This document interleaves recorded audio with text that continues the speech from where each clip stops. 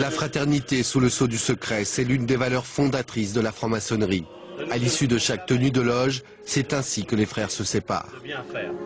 En France, on estime à 150 000 le nombre d'initiés, hommes et femmes, qui ont rejoint le rang et le décorum des obédiences. Pour les petits arrangements entre frères, notamment en politique, dans la police, la justice ou les médias, la discrétion est de rigueur. Rares sont les hommes publics qui reconnaissent leur appartenance. Plusieurs affaires judiciaires impliquant des maçons, comme l'ancien maire de Cannes, Michel Mouillot, ont terni l'image de l'association. Bonsoir Sophie Coignard, merci d'être avec nous. Vous venez de publier un livre, Enquête, intitulé « Un État dans l'État ». On va parler de ces relations entre la franc-maçonnerie et le pouvoir. D'abord, une question simple.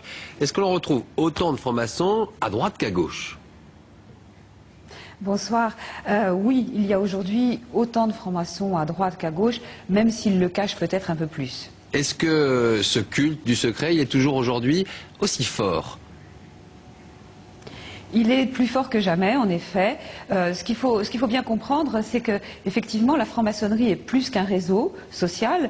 C'est vraiment un État dans l'État, c'est-à-dire que les francs-maçons sont très présents dans certains fiefs publics, comme des grandes entreprises, disons EDF ou Air France, et aussi, comme le disait très bien votre reportage, dans des ministères, comme par exemple le ministère de l'Intérieur ou le ministère de la Justice.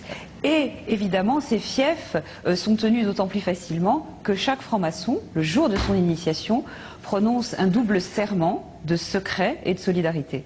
Ça veut dire que quand l'ancien ministre du Travail, Xavier Bertrand, accepte de reconnaître son appartenance à une loge, il s'agit d'une exception. Et est-ce que lorsqu'il le fait, ça lui pose des problèmes ?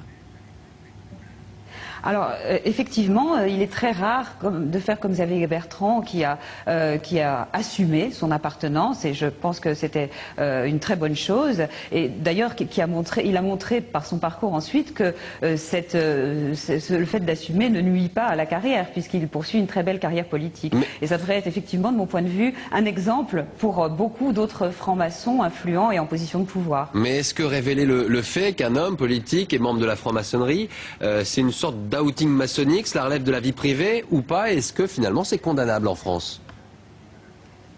Ça ne l'est plus depuis une date très récente, depuis une décision de la Cour de cassation de 2005, qui considère que pour un homme public ou qui a des responsabilités importantes, il est légitime de faire allusion à son appartenance maçonnique. Donc ça n'est plus illégal.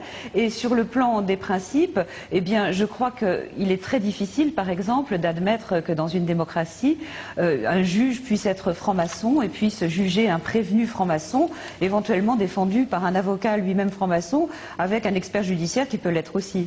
C'est assez clair. Merci beaucoup Sophie Coignard pour votre livre. Donc effectivement, Un État dans l'État. Merci beaucoup.